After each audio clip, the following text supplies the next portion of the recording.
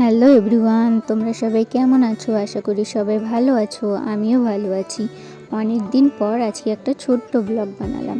তো আজকে চলো আমি তোমাদেরকে দেখাই আজকে আমি সারাদিনে কোথায় কোথায় গেলাম।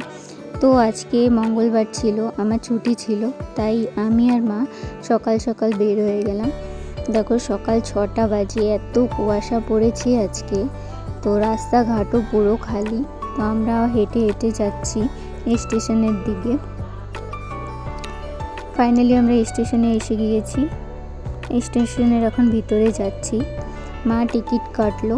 টিকিট কাটতে কাটতে দেখি গেট পড়ে গেছে। স্টেশনে যায় দেখি এত ভিড়। তো চলো, ট্রেনও আমাদের চলে এসেছে, বেশিক্ষণ ওয়েট করতে হয়নি। ট্রেন চলে এলো।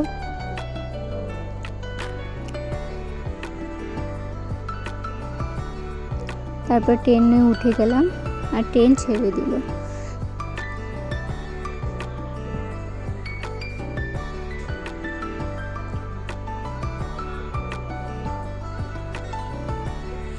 এত কুয়াশা ছিল, মানে কোনো কিছু দেখা যাচ্ছিল না।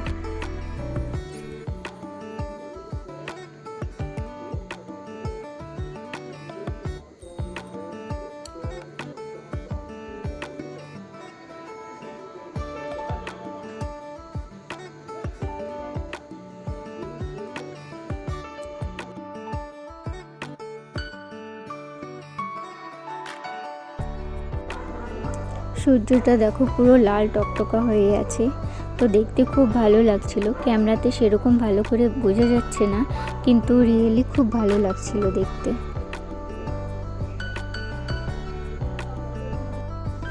আজকে আমরা যাচ্ছি গীতালদহ, আমার মার মামা বাড়ি আর আমার দাদু বাড়ি। আমরা নিউ গীতালদহ স্টেশনে নেমে গেলাম।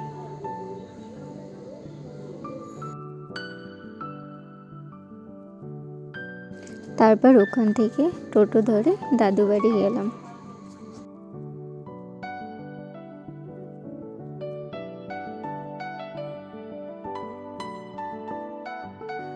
দাদু বাড়ির থেকে বের হয়ে আবার টোটোতে করে এখন পিসি বাড়ি যাচ্ছি আমরা। পিসি বাড়িতে চলে এসেছি এখন। তারপরে বৌদির সাথে অল্প ছাদে গেলাম। ছাদে যায় দেখি লজ্জাপতি গাছ, আর সেটার মধ্যে ফুল হয়েছে। তো লজ্জাপতি পাতাগুলো দেখো আমি বন্ধ করে দিচ্ছি। আমার তো খুব ভালো লাগে।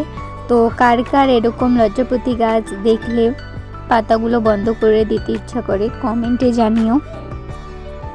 তারপর পিসি বাড়িতে খাওয়া দাওয়া করে টোটো ধরে চলে গেলাম মার মাসির বাড়ি, মানে আমার দিদা বাড়ি।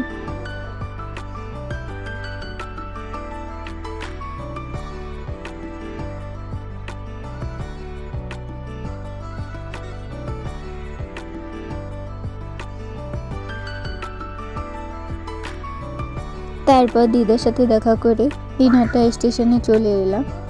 স্টেশনের পাশেই দিদা বাড়ি, তো হেঁটে হেঁটে চলে এলাম স্টেশনে এখন আমরা।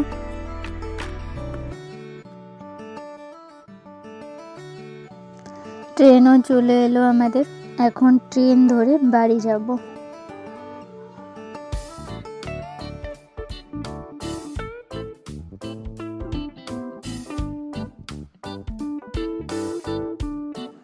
ট্রেনে বসে পড়লাম এখন। ট্রেন ছেড়ে দিল। আজকে সারাদিন ঘুরলাম আর সবার সাথে দেখা করলাম, তো খুব ভালো লাগলো। আজকে দিনটা ভালোই কাটলো। তো ফাইনালি বাড়িতেও চলে এলাম। সবাইকে টাটা, বাই বাই। আমার ভিডিওটা তোমাদের কেমন লাগলো কমেন্টে জানিও।